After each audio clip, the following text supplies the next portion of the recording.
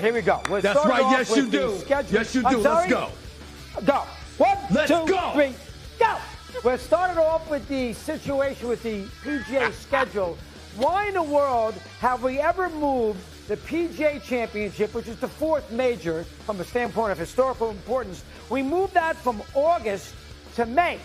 Now, they did it to protect the FedEx Cup, which is that money tour winning scenario, which nobody cares about. And they didn't want the FedEx Cup going up against the NFL football, which I understand to a degree. But the problem is they've buried the PGA. Number one, I'm not ready for another golf tournament 4 weeks after the Masters, especially this year as McIlroy did an incredible job on that Sunday. And then 4 weeks later, I'm supposed to get revved up again? I need more time, need more space between the Masters and the U.S. Open.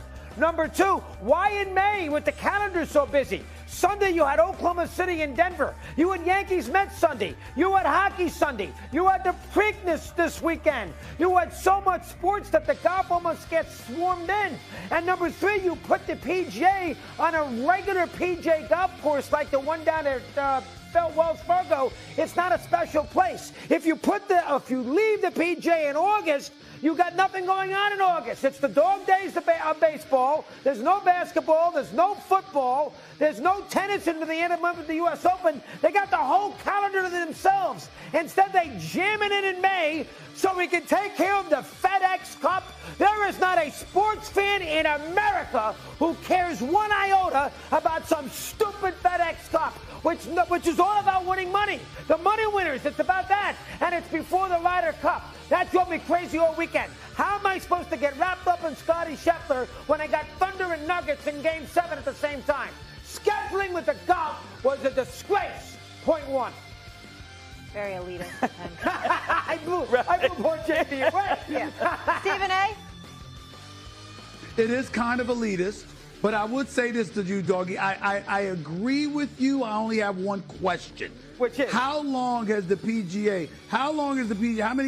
PGA Championship been being played in May? About 10 years.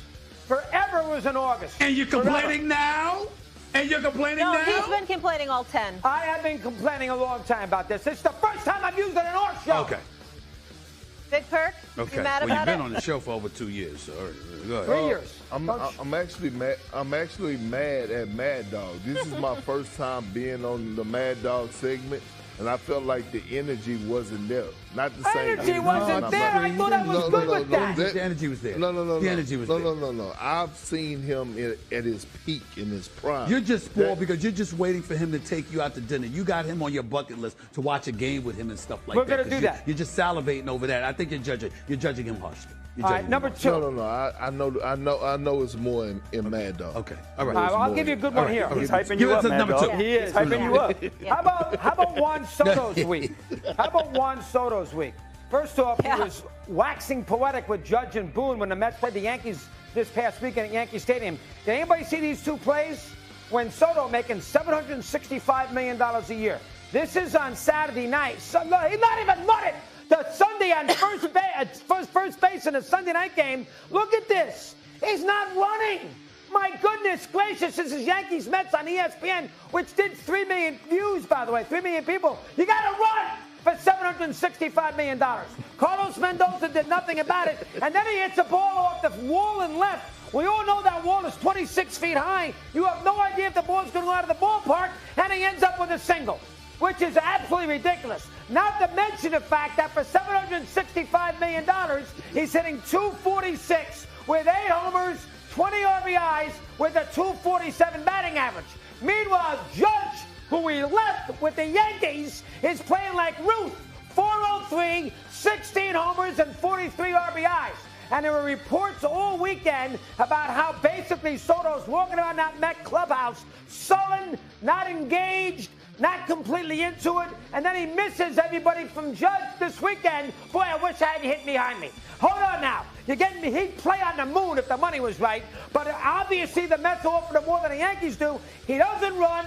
Manager doesn't say anything for a day and a half. He has done absolutely nothing, and that's a good team he's on, who has plenty of offense, and he just has not really shown you any spirit for a guy that is supposed to be the new face of the franchise.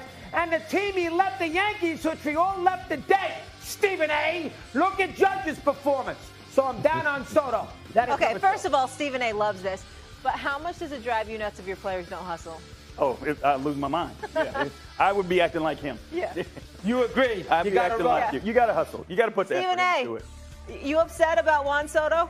Doggy, why would I be upset at him? He's not a Yankee. I'm He didn't being do that in the facetious. Yankees uniform. I mean, he departed from the Yankees. This is what happens when you go, from the Yankees to the Mets. I mean, it's just, you realize that there's just a little vibe, a little fervor that has diminished precipitously, and that's what has happened. But in all seriousness about Juan Soto, who, by the way, batted 1 for 10 against the Yankees in that series, okay? Didn't do anything, all right? We understand that.